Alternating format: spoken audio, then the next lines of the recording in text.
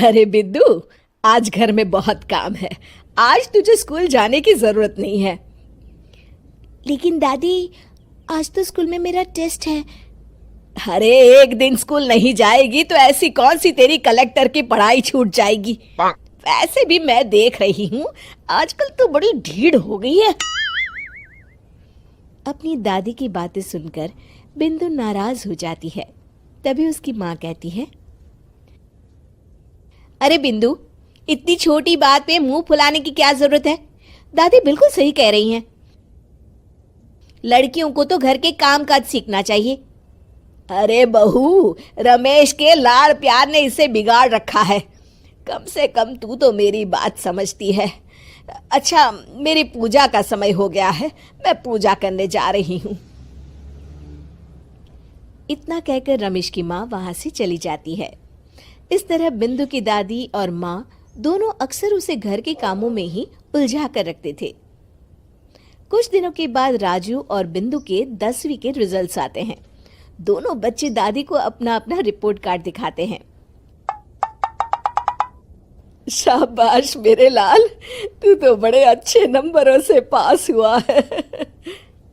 तभी बिंदु कहती है, दादी मैं भी अच्छे नंबरों से पास हुई हूँ।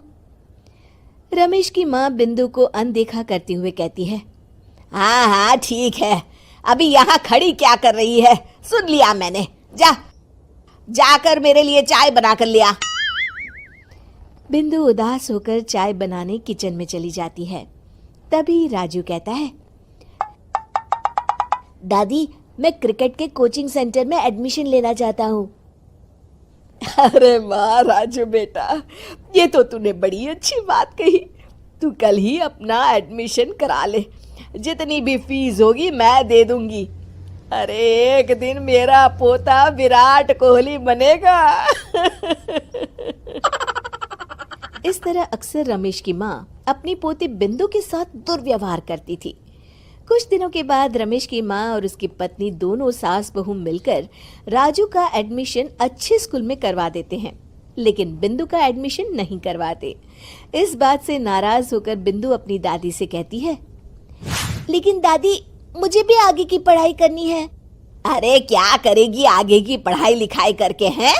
आज से ये पढ़ाई का भूत अपने दिमाग से उतार दे। इतना कहकर रमेश की माँ वहां से चली जाती है। उस दिन के बाद से बिंदु की पढ़ाई हमेशा के लिए छूट जाती है और उसकी दादी उससे घर के सारे काम करवाना शुरू कर देती है। इस तरह उसका सारा दिन घर के कामों में ही बीत जाता था। कुछ दिन बीत जाते हैं और एक दिन रमेश छुट्टियों पर घर आता है। बिंदु को घर के काम करते हुए देख उससे कहता है, अरे बिंदु बेटा, तुम स्कूल नहीं गई? पिताजी, दादी ने मेरा एडमिशन कराने से मना कर दिया है। वे कहती हैं घर पे रहकर घर के काम करना सीख। अपनी माँ का ये बर्ताव देख रमेश को बहुत गुस्सा आता है और वो अपनी माँ से कहता है, माँ ये तुमने क्या किया? आगे की पढ़ाई के लिए स्कूल में बिंदु का एडमिशन क्यों नहीं करवाया? अरे बेटा, लड़की जात है, ज्यादा पढ़ लिख कर क्या करेगी? वैसे भी शादी के बाद तो इसे घर के ही काम करने हैं ना। तुम किस जमाने में जी रही हो माँ? अगर कल्पना चावला के घर वाले भी तुम्हारी सोच के होते तो क्या वो पूरी दुनिया में हिंदुस्तान का नाम रोशन कर पाती?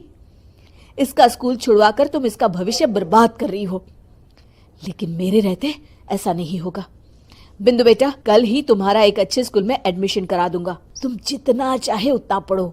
मेरे होते हुए तुम्हें किसी बात की चिंता करने की जरूरत नहीं है।